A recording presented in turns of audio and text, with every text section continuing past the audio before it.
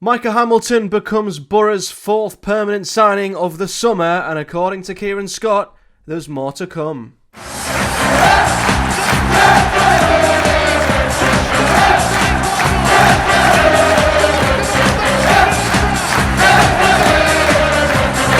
What's up, guys? Welcome back to the channel, and what a day to be a Boro fan. Not only is it Friday, not only is football back tonight and the Boro are back tomorrow, but we have our fourth new signing of the summer. Highly rated 20-year-old Micah Hamilton has joined from Manchester City on a permanent deal, and it was announced in such a fantastic way. We've been waiting for this to drop for a day or two. It's been pretty obvious that it's been happening and pending, and then on Sky Sports News, in their 72 live segments where they're going around each club in the EFL, they jump into Boro's kit room, and lo and behold, we've got a new signing to announce, and they print out the shirt of Micah Hamilton. A fantastic signing for Boro, a very, very exciting young prospect who was thought very, very highly of at Manchester City, who, say what you will about City, at this point in time have one of the best academies, arguably, in European football, maybe even world football, bringing through top talents, of course. We've seen it with Phil Foden, we've seen it with Rico Lewis, we've seen it with Oscar Bob. Manchester City bring through some outstanding youngsters, and it seems like Micah Hamilton is another one of them. And the fact the Boro have got him in on a permanent deal, I think, is even more impressive. It's as close to a loan as a buy can get, but it offers Boro a lot of protection and not the reliance that you normally would have on a loan player who you know is going to go back to his parent club in a matter of a season or 6 months or whatever it may be. So these numbers aren't true, they're not 100%, but this is in and around where we believe to be. So it was reported that we've signed Micah Hamilton in a deal worth up to $5 million. That seems pretty accurate. It just depends on how much we've paid up front. This report suggests we've paid $2 million up front with $3 million on add-ons. Others have suggested we've paid upwards of £3.5 million. City have a 25% sell-on clause, which is huge, and a buyback, which has been reported quite heavily. Rumours that was in and around £11 million. But regardless, even if City like what they see, don't like what they see, and they want to buy him back, Boro are going to at least make 3 to 4 times what we've bought him for. So there's instantly a profit there, and the potential of this kid is huge. So if he does well at Boro, at the age he is, God knows where he could go in his career and what that could mean for Boro going forward. Obviously, we want him to go forward with Boro, but with the position we're in, the club we are, we've also got to look at the bigger picture, and that is that, like with Morgan Rogers, and this is a very similar deal to Morgan Rogers, if he does well, Boro could profit massively off of this player. As I say, I don't want to judge Boro as a stepping stone, but that's kind of where we could be if we don't get to the Premier League. It could be a stepping stone to bigger and better things, as I say, once again, like Morgan Rogers. About this player, he's a very versatile attacking player for Boro.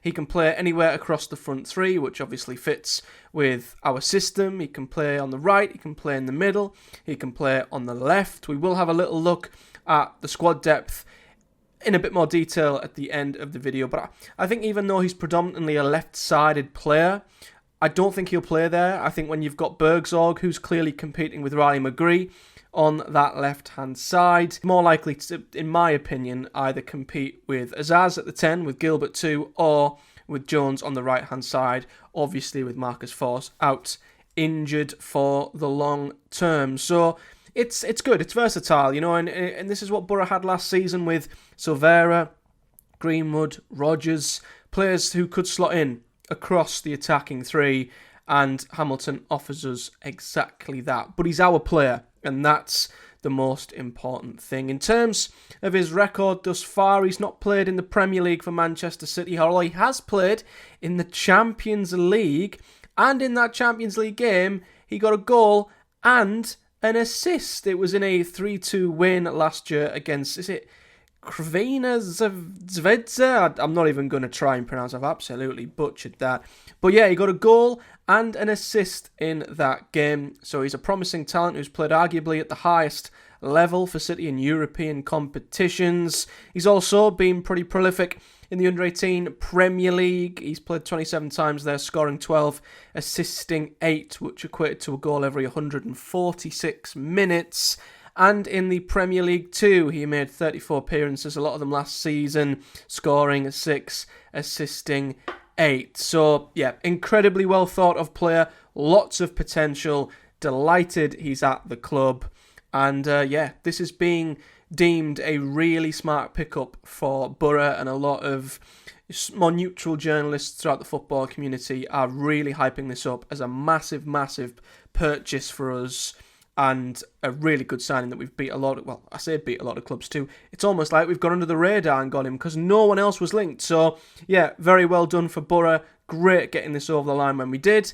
And he'll be eligible for the Swansea game tomorrow. However, that wasn't the only thing that was within that announcement live on Sky Sports News, because they also spoke to Boro's head of football, Kieran Scott. And interestingly, he spoke about more additions. He was asked if we were close, and his response was, yeah, we are close. There's, I think he said 1 or 2 bubbling away, one in particular, which he sounds exceptionally confident about, and that, we believe, is Tommy Conway, who's been linked massively with Boro for a hell of a long time now, a good couple of weeks. This has been rumbling on. There has been reports of competition coming from various other Championship clubs. Early reports suggested Burnley were going to come in with a swap deal for Scott Twine and Luke McNally, which seemed really, really beneficial for Bristol City. And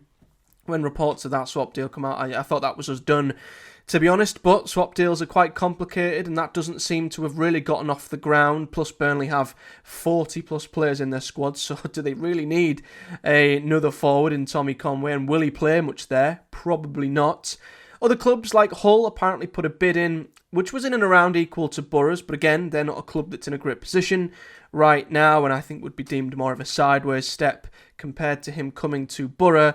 So it seems like they're taking our deal the most seriously, and we are quite far down the road with it. Reports suggest we have put in around, I think, $2.5 million up front. The deal, again, similar to Hamilton's, is worth up to around $5 million. Very heavily incentivised, Bristol City wanting more of that up front. So I think it could be a case of us just agreeing with Bristol City what the deal is and how it's structured. It is believed Tommy Conway is interested in coming to Boro, and of course has refused and turned down a new deal at Bristol City. So he'll be on the move this summer, and it does sound like Boro are in pole position, and we're quite confident that the deal will get done soon. Third and finally, he did mention another player that is bubbling away, in his words, and that's got to be a left-back. Now, I'd love to put my mortgage on it being Ryan Giles, and I can't quite do that. As much as I would love it to be Ryan Giles, and we all know what he would offer and what he did offer at Boro 2 seasons ago, and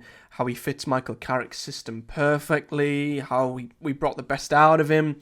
It's obvious that Boro is the best place for Ryan Giles in the whole of the Championship, and that it's obvious as well that Hull were obligated to buy him, whether they wanted to or not. We don't know. He's been played out of position a bit further forward in pre-season. He didn't even start the final pre-season game. He's done no media for the club since he signed. It all seems very off.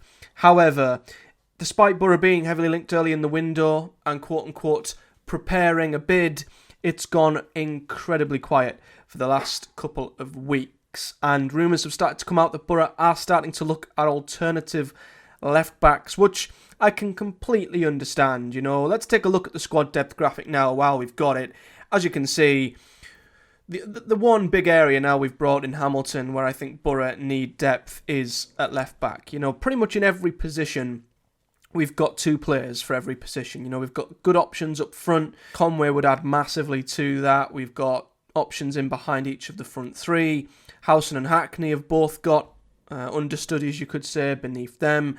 Even at right back, where we've got Luke Ayling, Tommy Smith's out for a long time, but Dykesdale is still here, and I think Smith's injury is keeping him here, if I'm honest, but we've got options there. We're stacked at centre-back. Left-back is the glaring position where if we lost Lucas Engel, we would be in trouble. The only option we've got is young George McCormick, and as good as he is, I think, looked in pre-season, I think it'd be tough and it would be harsh to drop him in the deep end and him be our starting left back in the Championship. So Boro absolutely need a left back. It just depends on if we want to commit to waiting for Ryan Giles or go elsewhere. And it looks like we're kind of protecting ourselves with both scenarios. We are looking at alternatives in case we don't get Ryan Giles, but I think he is absolutely our priority. It's just a case of waiting on, in terms of what Hull want to do. We've got a bid there. It's been on the table for a while. I think Hull know what we will want to offer, but Hull lost so many players in the summer, so many loans and so many of their top players. They are completely depleted at the moment, and understandably so. Will want to bring in, I think, quite a few players before they're willing to let anyone else go, and that's what makes me think a potential signing for Ryan Giles would probably go all the way down to deadline day. And it just all depends on if we're willing to gamble and wait that long in case we don't get him for whatever reason, and then we're stuck with egg on our face. We need to have a backup plan there, and I think that's what we're preparing. But I still think if we can get Ryan Giles, we will, and I think we'll go back in for him later in the window. It's just waiting for Hull City to sort themselves out first. So that's sort of a transfer roundup on where Boro are at. I think we're in fantastic shape. I really do. I mean, we've acted and got deals done so early in the window. 3 of our 4 new signings have been here for the entirety of pre-season. Luke Ayling, half of last season. So the squad is unbelievably settled, unbelievably ready, and it's night and day compared to last season. It really, really is, and hopefully that will mean a better start. The only hope now is Conway gets done and we get a left back. And if it's Ryan Giles, we could have a squad that could compete for automatic promotion, which would be something. It really, really would. So let me know your thoughts if you're a Boro fan on Boro's business in the comment section below. The signings you've liked, what you're most looking forward to. Who do you think will sign? Conway, yes.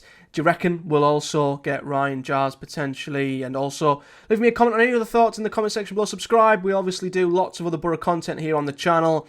We do previews of games, reviews of games, among much more. And if you want to see more short form content, head over, follow my Twitter and my TikTok for much more. But until next time, guys, a big thank you for watching. Hope you're excited for tomorrow as much as I am. Things are looking good for the Boro. See you then.